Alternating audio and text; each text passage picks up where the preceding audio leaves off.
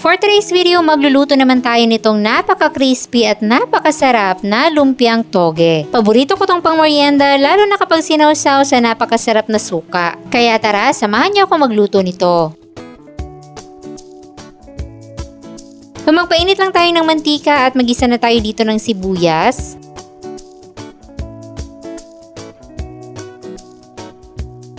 Then, isunod na natin yung bawang. At meron tayo ditong 1/4 kilo ng ground chicken. Pwede kayong gumamit ng ground pork or beef pero mas better yung chicken dahil hindi mamantika. Igisa lang natin to hanggang sa mag-iba na yung kanyang kulay. Kapag luto na yung manok, ihahalo na natin yung mga gulay gaya nitong carrots at green beans.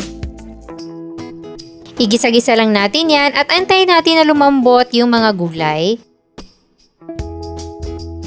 Then, pwede na natin ihalo yung toge. Haluin muna natin yung mabuti.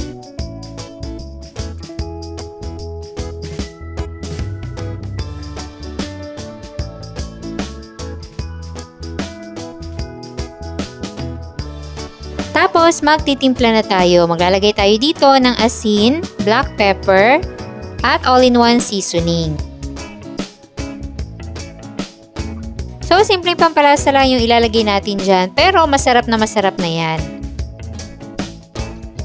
Pagkatapos nating mahalo, hindi na natin patatagalin pa at hahanguin na natin yan para hindi ma-overcook yung ating mga gulay. Ilalagay natin sa strainer para masala yung mga excess na liquid at nang di tayo mahirapan at hindi masira yung ating wrapper. So, start na tayong magbalot at gumamit lang tayo dito ng yellow na lumpia wrapper.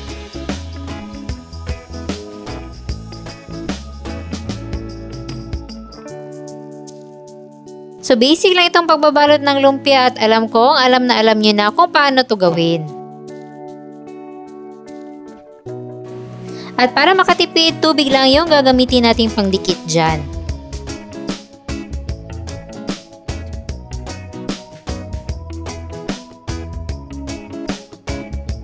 At pagkatapos natin mabalot lahat ng ating lumpia, start na tayong mag-deep fry. Piprituhin lang natin to hanggang sa mag-golden brown. At kapag golden brown na, hanguin na natin yan sa mantika. Ilagay natin ng patayo sa lalagyan na merong paper towel sa ilalim para ma-drain yung mga excess na mantika. At sa sausawan naman, meron tayo ditong sibuyas. Lalagyan natin yan ng suka at konting tubig, tapos black pepper at brown sugar pampabalanse ng asim. At ayan, ready na ang ating napakasarap na lumpiang toge.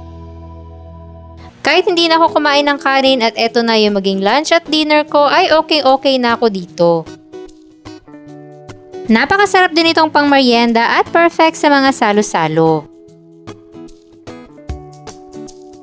Kung gusto nyo rin magluto nito, meron tayong kompletong listahan ng mga sangkap dyan sa baba. Sana'y nagustuhan nyo ang ating recipe for today. Enjoy!